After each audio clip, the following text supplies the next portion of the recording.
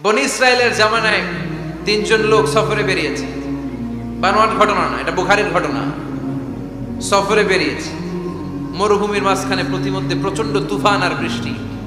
বৃষ্টি থেকে বাঁচার জন্য এর একটা পাহাড়ের গুহার ভেতরে ঢুকেছে। হঠাৎ থান্ডার, বজ্রপাত, বিজলি, মুষলধারে বৃষ্টি। বৃষ্টির পানিতে পিচ্ছিল হয়ে উপর থেকে বিশাল প্রকাণ্ড একটা পাথরের খণ্ড এসে গুহার মুখের মধ্যে আটকে গিয়েছে। যেই গুহার মুখ দিয়ে তারা ঢুকেছে, ওইখানে বিশাল একটা পাথর গড়িয়ে এসে উপর থেকে বলল, অন্ধকার, ভিতরে কোনো আলো নাই, কোনো জনমানব নাই, বাঁচানোর কেউ নাই, কিচ্ছু দেখা যায় না, ঘুটঘুটে অন্ধকার। বাইরে থেকে আলো আর অক্সিজেন যে আসবে ওই সুযোগটাও নাই।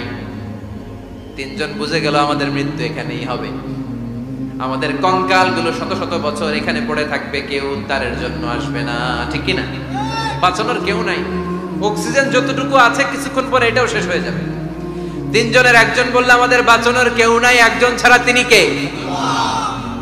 আমাদের তিনজনের জীবনের এমন কোন নেক আমল আছে কিনা যেটা দিয়ে আল্লাহর কাছে দোয়া করা যায়? কার জীবনে কি নেক আমল আছে যেই নেক আমলটা দুনিয়ার কোনো মানুষকে দেখানোর জন্য করা হয় নাই, শুধু করা হয়েছে কার জন্য? এরকম কোন নেক আমল থাকলে দোয়া করা শুরু করো, এছাড়া আমাদের বাঁচার কোনো উপায় নাই। একজন দোয়া করা শুরু করলো, হাদিসে লম্বা একটা হাদিস, আমি সরল বঙ্গানুবাদ শোনাচ্ছি। একজন দোয়া করা শুরু করলো, একজন বলতে শুরু করলো, আল্লাহুম্মা কানা লি আবাওয়ান শাইখান কাবীরান, ও আল্লাহ, আমার বৃদ্ধ বৃদ্ধা মা বাবা ছিল, আমি পেশায় ছিলাম রাখাল, প্রতিদিন রাখালগিরি করার পরে, ছাগলের দুধ দহন করার পরে যখন বাসায় ফিরে আসতাম, সবার আগে আমি আমার আব্বা আম্মারে দুধ খাওয়াতাম। আব্বা আম্মাকে দুধ খাওয়ানোর পরে আমার সন্তানদের মুখে, আমার স্ত্রীদের মুখে আমি দুধ তুলে দিতাম। একদিন আমার আসতে দেরি হয়ে গেল, এসে দেখি আব্বা আম্মা ঘুমিয়ে গেছে। দুধের বাটি নিয়ে আমি আব্বা আম্মার মাথার সামনে দাঁড়িয়ে রইলাম। মনে মনে ভাবলাম, আব্বা আম্মা যখন ঘুম থেকে জাগবে, আব্বা আম্মারে আগে আমি দুধ খাওয়াবো, তারপরে ছেলে মেয়েরে খাওয়াবো, স্ত্রীদেরকে খাওয়াবো। দাঁড়িয়ে রইলাম, আমার ছেলে মেয়েরা এসে আমার কাছে বললো, আব্বা খাবার দাও, আমি দেই নাই। ক্ষুধার জ্বালায়, ক্ষুধার যন্ত্রণায় পাগল পড়া হয়ে আমার কলিজার টুকরা ছেলে মেয়েগুলো আমার পায়ের মধ্যে পড়ে কাঁদতে লাগলো, আব্বা একটু দুধ দাও, ক্ষুধা লেগেছে। ও আল্লাহ, আমি দেই নাই। ফজর পর্যন্ত দাঁড়িয়ে রইলাম। ফজরের সময় যখন আব্বা আম্মা ঘুম থেকে উঠলেন, সবার আগে আব্বা আম্মারে দুধ খাওয়ালাম, তারপরে ছেলে মেয়েদের মুখে তুলে দিলাম। ও আল্লাহ, ও আল্লাহ, ওই দিনে সারা রাতটা আমি দাঁড়িয়ে আব্বা আম্মার জন্য যে দাঁড়িয়েছিলাম, দুনিয়ার কাউরে দেখানোর জন্য নয়, শুধু তোমারে খুশি করার জন্য। ওই রাতের ইবাদতটা যদি তোমার কাছে পছন্দ হয়, ফাফাররিজ আন্না মা নাহনু ফি, আজকে যেই বিপদে আমরা আছি, বিপদ থেকে তুমি বাঁচাও। বলার সাথে সাথে 1/3, 1/3 পাথরটা ডান দিকে সরে।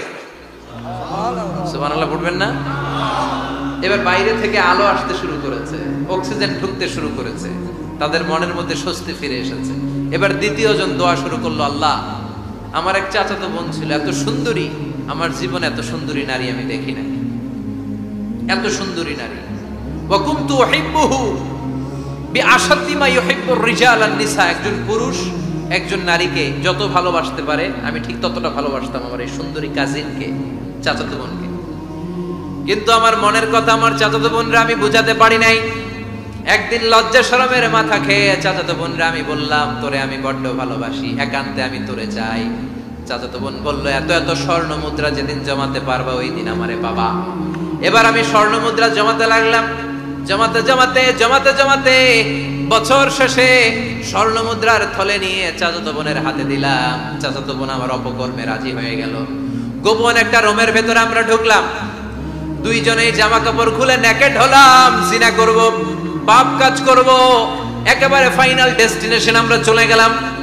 পাপ কাজ যখন আমরা শুরু করব, ইন দা মিন টাইম আমার চাচাতো বোন আমার ডেকে বলে, ও আমার চাচাতো ভাই, ইত্তাকিল্লাহ, ইত্তাকিল্লাহ, আল্লাহরে ভয় কর, আমার সতীত্ব নষ্ট করে দিস না। আল্লাহ ওই মুহূর্ত থেকে ফিরে আসা কোনো পুরুষের পক্ষে সম্ভব ছিল না। ইত্তাকিল্লাহ, এই বাক্যটা শুনে, তোমার আওয়াজ শুনে আমার কলিজার মধ্যে কাঁপুনি ছুটে গিয়েছে।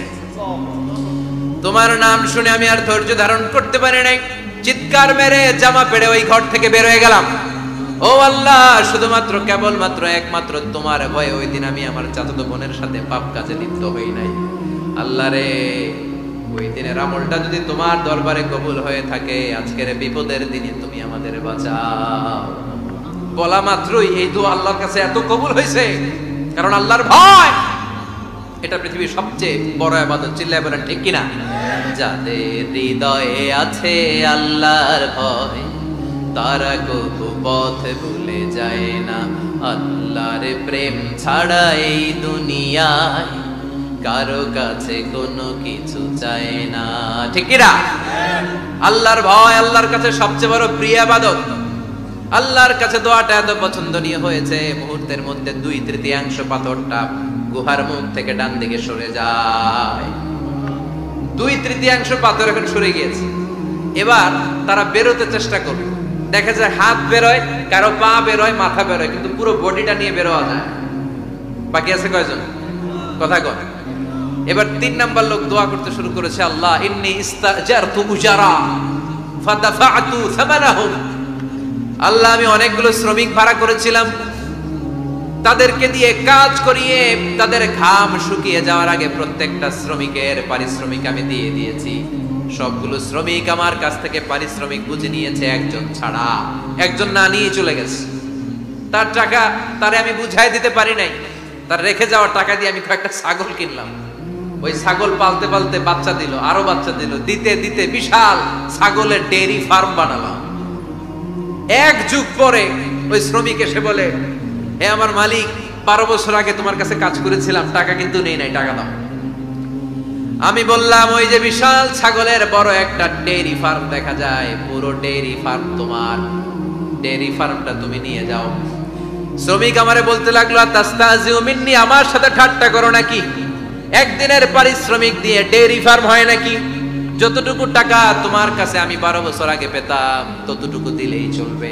তারে আমি বুঝিয়ে বললাম, তোর টাকা দিয়ে ছাগল কিনেছি, ছাগলের ব্যবসা করে ডেইরি ফার্ম বানিয়েছি, একটার পর একটা ছাগল বাচ্চা দিতে দিতে আজকে হাজার হাজার ছাগলের এই ডেইরি ফার্ম, পুরো ডেইরি ফার্মটা আমি তোরে দিয়ে দিলাম।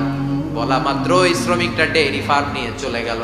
মাবুদের এই কঠিন বিপদের দিন সে শুধু দাবি করেছিল তার পারিশ্রমিক, তার পারিশ্রমিকের টাকা তার হাতে দিলে সে খুশিতে বাকবাকুম, কিন্তু তার বদলে পুরো ডেইরি ফার্মটা আমি তার হাতে তুলে দিয়েছি একমাত্র তোমার সন্তুষ্টির জন্য। ওই দিনের আমলটা যদি তোমার দরবারে একটুও ভালো লেগে থাকে, রে মাওলা, আজকের কঠিন বিপদ থেকে বাঁচাও। বলতে দেরি, মুহূর্তের মধ্যে বিশাল পাথর খণ্ডটা গুহার মুখ থেকে ডান দিকে সরে যাও। আল্লাহর শুকরিয়া করে 3 জন বের হয়ে যায়। সহিহ বুখারীর বর্ণনা। আপনার জীবনে এমন কোন নেক আমল যদি থাকে যেটা শুধু আল্লাহর দেখানোর জন্য করছিলেন, আমরা আমল করব অবশ্যই দেখানোর জন্য, তবে মানুষকে নয়। কারা দেখানোর জন্য? আমাদের সব দেখানো হবে একজনকে। চিল্লায় বলেন, তিনি কে? আপনার এমন কোন নেক আমল যদি থাকে যেটা আপনি আল্লাহরে খুশি করতে করছিলেন, ওইটার ওসিলা করে দোয়া করে দেখেন, ওই দোয়া কবুল করে নেবে কে? রাজি আছেন তো? সব সময় অন্যায় হয়ে গেলে, পাপ হয়ে গেলে তওবা করব কার কাছে? যেদিন বিপদে পড়ে যাবি ওই দিন দেব।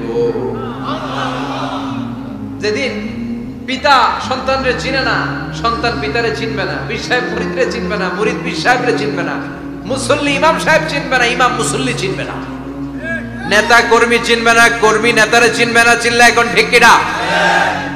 কেউ কাউরে চিনবে না, কেউ কাউর কোনো উপকারে আসতে পারবে না। ওই কঠিন দিনে তোরে আমি দেব রে গোলাম।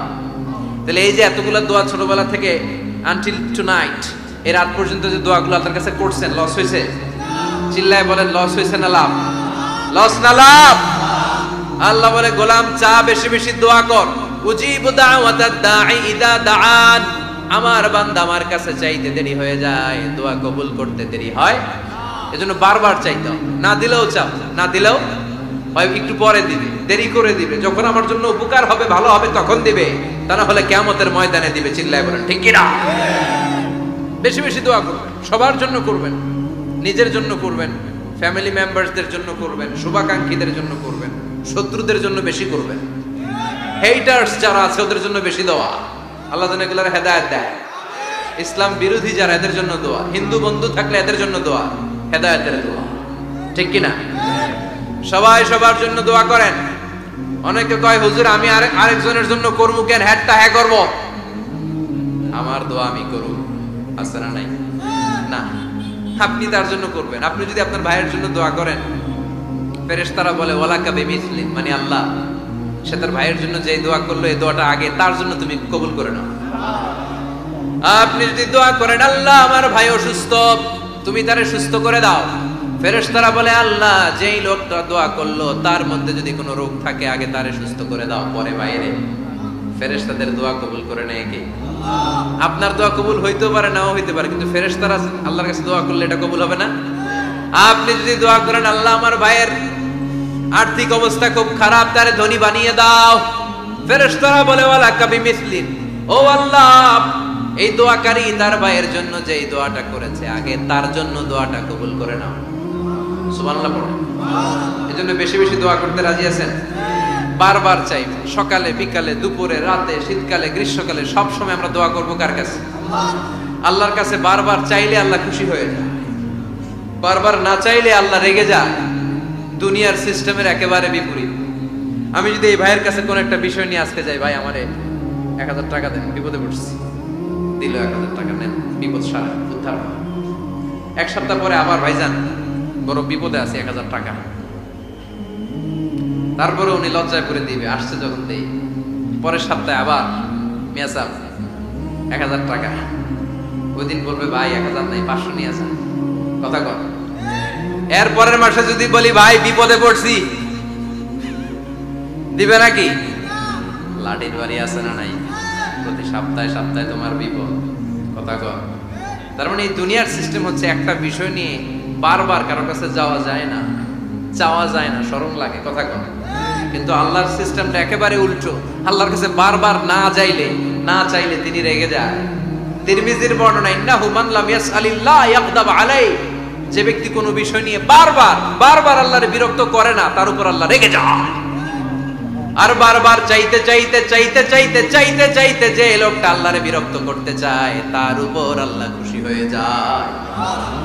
এজন্য চাবেন আল্লাহর কাছে আজকে থেকে, চাবেন। দোয়া করলে যে কবুল হয় বিশ্বাস হয় মুসলমান। নেক আমলের ওসিলা দিয়ে দোয়া কবুল হয়। আপনার জীবনে যদি কোনো নেক আমল থেকে থাকে, যে নেক আমলগুলো আপনি আল্লাহর সন্তুষ্টির জন্য করেছেন, আমি আজকের মাহফিল আল্লাহর নামে একটা কসম কেটে বলে যাই, ওয়াল্লাহি আল্লাহর কসম করে আমি আপনাদের বলছি, আপনার জীবনের এমন কোন নেক আমল যদি থাকে যে আমলটা শুধুমাত্র কেবলমাত্র আপনি আল্লাহকে খুশি করার জন্য করেছিলেন, ওই নেক আমলের ওসিলা দিয়ে দোয়া করতে দেরি হবে, দোয়া কবুল হতে দেরি হবে। বিশ্বাস হয়? সন্দেহ লাগছে মনে? বিশ্বাস হয় সবার? নেক আমলের ওসিলা, ওই নেক আমলটা শুধুই হয়েছে কার জন্য? চোখের পানি ছাড়ছিলেন এক রাতে আল্লাহর ভয়ে, কাউরে দেখানোর জন্য না, ওই নেক আমল। রাত্রিবেলা হেঁটে যাচ্ছিলেন মসজিদের পাশ দিয়ে, দেখলেন দান বাক্স লেখা, কেউ নাই, কচকচে 500 টাকার নোট বের করে ঢুকাই দিয়েছিলেন। এটা হচ্ছে শুধু আল্লাহরে দেখানোর জন্য নেক আমল, ঠিক কিনা? আল্লাকা সিররুন ইনদাল্লাহ বাইনাকা আনতা ওয়া বাইনাল্লাহ, আল্লাকা সাদাকাতুন তাখফা লা ইয়ালামুহা ইল্লাল্লাহ, আল্লাকা সিররুন ইনদাল্লাহ বাইনাকা আনতা ওয়া বাইনাল্লাহ, আল্লাকা সাদাকাতুন তাখফা লা ইয়ালামুহা ইল্লাল্লাহ। সুবহানাল্লাহ পড়েন। আল্লাকা সিররুন ইনদাল্লাহ, তোমার আর তোমার রবের মাঝে গোপন কিছু আছে কি যেটা আল্লাহ ছাড়া কেউ জানে না? তোমার কি কোনো গোপন দান আছে কি যেটা আল্লাহ ছাড়া কেউ দেখেনি? সুবহানাল্লাহ পড়েন। এমন কোন আমল যে আমলটা আপনি করেছিলেন শুধু আল্লাহর খুশির জন্য, ওই আমলের ওসিলা দিয়ে দোয়া করলে কবুল করবে কে? বিশ্বাস হয়? লা ইলাহা ইল্লাল্লাহ, আর একটা হচ্ছে আল্লাহু আকবার। এই চারটার যে শ্রেষ্ঠ জিকির আর নাই, কথা বলেন। এটা এই চারটার ভিতরে ইল্লাল্লাহ আছে, কথা বলেন।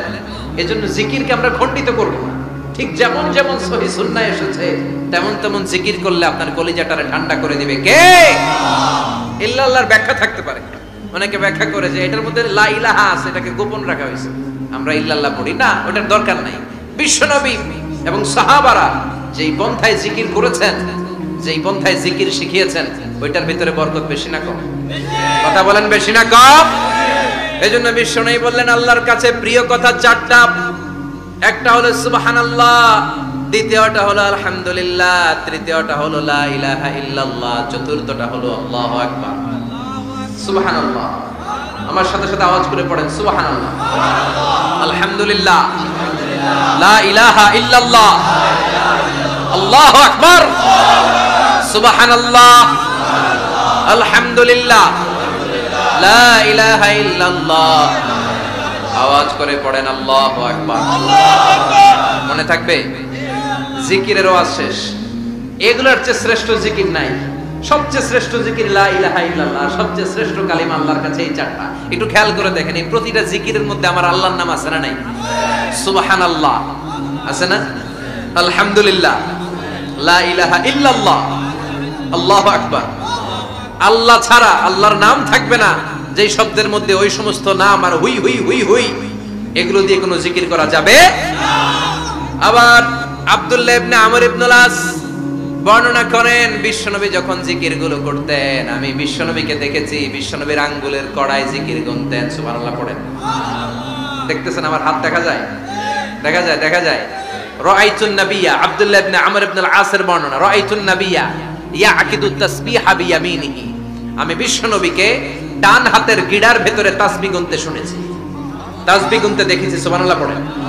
এখন আমরা লম্বা তাসবিহ ছড়া নেই না, এটা জায়েজ, কিন্তু শ্রেষ্ঠ হচ্ছে হাতের গিড়ায় গোনা। এই প্রতিটা গিড়া in the day of judgement আপনার পক্ষে সাক্ষী দিবে। মনে থাকবে কিভাবে গুনবেন? বা হাতে না ডান হাতে? ডান হাত উঁচু করেন সবাই, এইভাবে। নামাজ শেষ, আল্লাহু আকবার পড়ে 3 বার ইস্তেগফার পড়ে গোনা শুরু, এইভাবে সুবহানাল্লাহ। ঠিক আছে? এরপর আলহামদুলিল্লাহ, এরপর আল্লাহু আকবার। সবাই রাজি তো? সবাই রাজি? আল্লাহ তুমি কবুল করো। আরো জোরে পড়েন আমিন। তাহলে আমরা তাওবার পদ্ধতি জানলাম, কেন আমরা ইস্তেগফার পড়বো জানলাম, এরপরে জিকিরের খুঁটিনাটি জানলাম। এবার কেমন করে আল্লাহর কাছে দোয়া করবো এটাও জানার দরকার আছে না নাই? বিশ্বনবী বললেন দোয়া মুখুল ইবাদা, দোয়া হলো ইবাদতের নির্যাস।